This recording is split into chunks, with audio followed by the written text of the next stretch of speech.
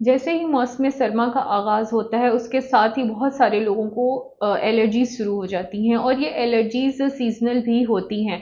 अगर हम मौसम सरमा की बात करें, तो जो मौसम सरमा में एलर्जीज़ हो सकती हैं, उनमें एक सबसे आम एलर्जी तो यही है कि वो कोल्ड से या ठंड से ट्रिगर हो जाता है उनका नज़ला और ज़ुकाम, उसमें रनी नोज़ होता है, नाक से और आँखों से सिक्रीशंस बहती हैं, आँखों में जलन होती है, और कुछ लोग इसको चेस्ट इन्फेक्शन के साथ या कॉमन कोल्ड के साथ जो है वो मिक्स कर देते हैं। लेकिन जो कॉमन कोल्ड है, वो उसके सिम्पटम्स फ़र्क हैं, और एलर्जी के सिम्पटम्स जो हैं वो थोड़े से डिफरेंट होते हैं, और एक माहिर मुआलिज इन दोनों को बआसानी डिफरेंशिएट कर लेता है। इसके अलावा अगर हम विंटर एलर्जीज़ की बात करें, तो बहुत सारे लोगों को अर्टिकेरिया हो जाता है। अर्टिकेरिया जो है वो आपको स्वेलिंग इन एट स्किन हो सकती है, किसी भी किस्म की सोजिश हो सकती है, उसमें फिर आपको उस सोजिश के साथ साथ ख़ारिश हो सकती है उस जगह पर। और ये अर्टिकेरिया जो है ये एक्वायर्ड भी होता है, यानी ये किसी भी वजह से ट्रिगर हो सकता है, कुछ लोगों में ये इनहेरिटेड भी होता है। तो इसको आम तौर पे आप स्किन की एलर्जी भी कह सकते हैं। तीसरे नंबर पे जो विंटर में एलर्जी कॉमन है, वो कुछ लोगों को तो इसे पीनट एलर्जी कहते हैं, कुछ लोगों को पहली दफ़ा पीनट खाने से होती है, और कुछ लोगों को हर दफ़ा खाने से होती है। तो जो लोग पीनट सेंसिटिव हैं, उनको ये पीनट एलर्जी हो जाती है। इसके अलावा कुछ और तरह की एलर्जीज़ हैं जो विंटर में होती है, उसमें कुछ लोगों को फिश से एलर्जी हो जाती है। तो जो मशहूर एलर्जेंस हैं विंटर के सीज़न में, वो फिश, एग्स और पीनट है, अगर हम फूड की बात कर लें तो। इसी तरह कुछ लोगों को डस्ट या स्मोक से एलर्जी हो जाती है, और अब अगर हम विंटर की बात करें तो स्मॉग से हो जाती है। तो एलर्जी मुख्तलिफ तरह से प्रेज़ेंट कर सकती है, सिर्फ़ स्किन के ऊपर कोई छाले या आंवले पड़ जाना या स्किन के ऊपर कोई सिम्पटम आ जाना एलर्जी नहीं है।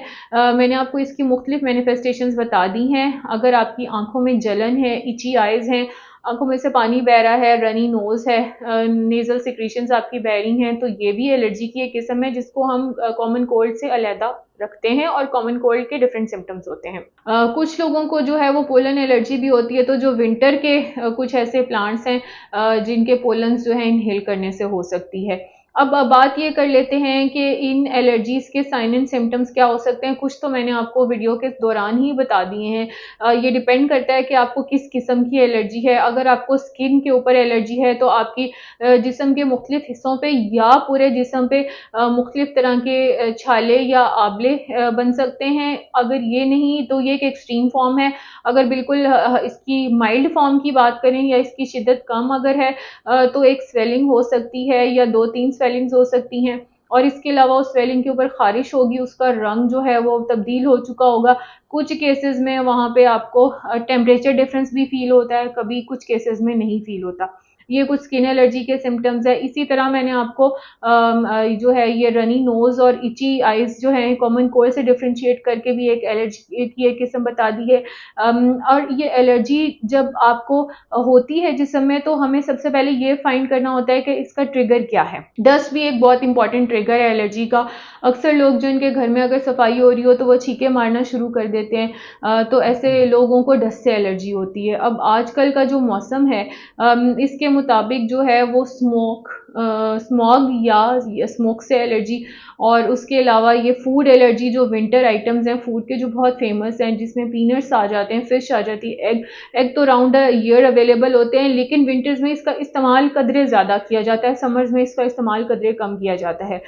सो ये सारे हैं जो चीज़ें एलर्जीज आपके जिस्म में रूनुमा हो सकती हैं। अब आपका फ़र्ज़ ये है कि अगर आपके घर में आपको या आपके घर वालों में से किसी को एलर्जी होती है, तो सबसे पहले उसका ट्रिगर मालूम करें। ये मालूम करें कि क्या वो फूड की वजह से हुई है, तो उसमें फिश, एग या पीनट शामिल तो नहीं है। अगर हैं, तो इन चीज़ों को अपनी डाइट से एलिमिनेट कर दें।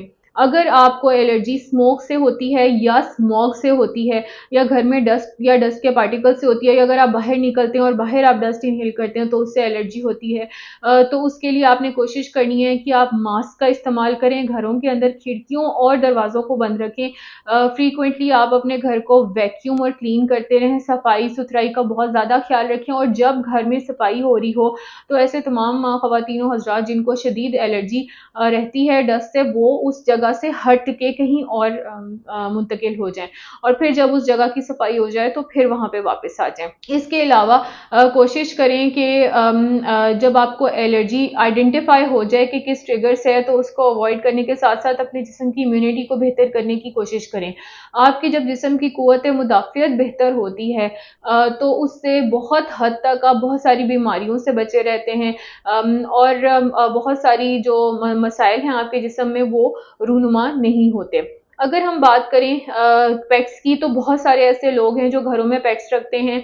इनमें फरी कैट्स और डॉग्स जो हैं वो बहुत ज़्यादा रखे जाते हैं, और वो बच्चों को चूँकि बहुत पसंद होते हैं, तो वालिदैन बच्चों की फरमाइश पे ये डॉग्स जो है उनको खरीद देते हैं या घर में अरेंज कर देते हैं, या बच्चों को गिफ्ट कर देते हैं। तो उस सूरत में फिर क्या होता है कि उनके फर से बच्चों को एलर्जी हो जाती है, और बच्चे चूँकि इन पेट्स को, क्योंकि ये घर के पालतू होते हैं, तो अक्सर बच्चे बिल्लियों को गोद में भी उठाते हैं, और फिर वो ज़ाहिर है जब उनका फर इनहेल हो जाए एक्सीडेंटली, तो उससे और तरह के मसाइल पैदा होते हैं। इसके अलावा कोशिश करें कि आपके घर में फ्लोर टू फ्लोर जो है कारपेटिंग ना हो, यानी हर फ्लोर पे कारपेटिंग ना हो। अगर आपके घर में रग्स हैं तो कोशिश करें कि उनकी वीकली जो है वो आप सफाई करवाएं, उन्हें वॉश करवाएं, और फिर उसके बाद आप उन्हें दोबारा इस्तेमाल करें। इसी तरह जो आपके घरों की बेडशीट्स हैं उनको वीकली वॉश करें नीम गर्म पानी से, और ये एक रूटीन बनाएं कि आपने उनको धूप में सुखा के वापस डालना है,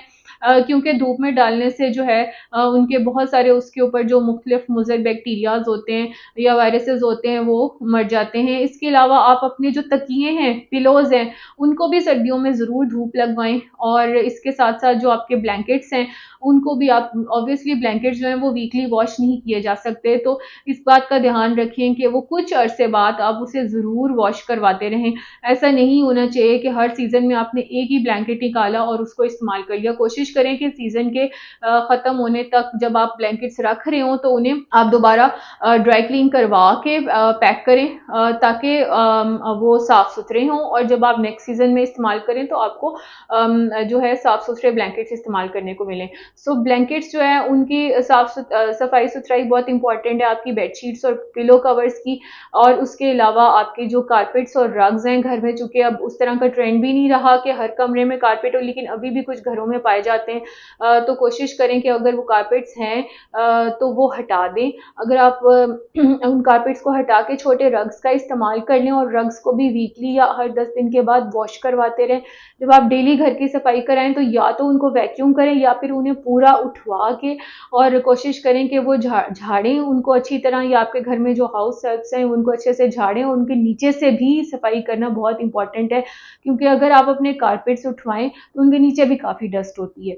तो ये कुछ डस्ट एलर्जी से बचने के टिप्स एंड ट्रिक्स हैं। Last but not the least के, चाहे ये डस्ट एलर्जी है, चाहे ये फूड एलर्जी है, चाहे ये मौसम की शिद्दत की वजह से एलर्जी है, जैसे कि मैंने आपको वीडियो के शुरू में बताया कि ये कोल्ड की वजह से भी ट्रिगर हो जाती है, चाहे ये किसी और वजह से एलर्जी है जो कि पोलन्स हैं, कुछ और उसके ट्रिगर्स होते हैं उनकी वजह से है, तो किसी भी सूरत में अपने करीबी मौलिक से रुजू करना ना भूलें, और आपको जो भी एलर्जी की वो ट्रीटमेंट शुरू कराएं उससे फौरी तौर पे शुरू करें, क्योंकि एलर्जी को शुरू में कंट्रोल करना इज़ रियली इंपॉर्टेंट। अगर ये बढ़ जाए तो इसको कंट्रोल करना किसी भी मौलिज के लिए बहुत ज़्यादा मुश्किल हो जाता है। और विंटर की एलर्जीज़ जो हैं ये ज़्यादा सीरियस होती हैं, क्योंकि मौसम की शिद्दत ज़्यादा होती है as compare to summer allergies. तो ये कुछ बातें हैं जिनका आप लोग ध्यान रख सकते हैं और एलर्जी से बच सकते हैं।